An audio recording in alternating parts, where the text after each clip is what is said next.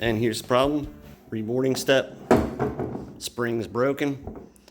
There's simply two T30 bolts underneath there. Here's what you need. It's a Seadoo reboarding step. There's the part number right there.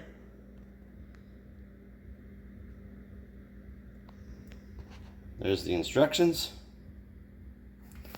Need Loctite and a T30.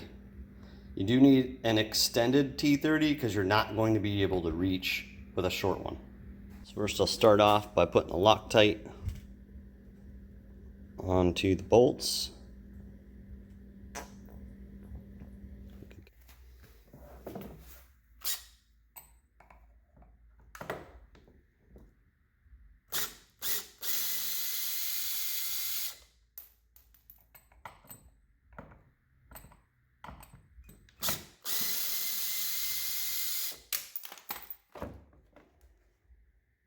BRP requires that the torque is 7 Newton meters, which is very light.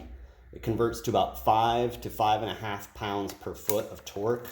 I'm actually going to change my clutch on my drill pretty low to about a 9, and I'm ready to screw them in.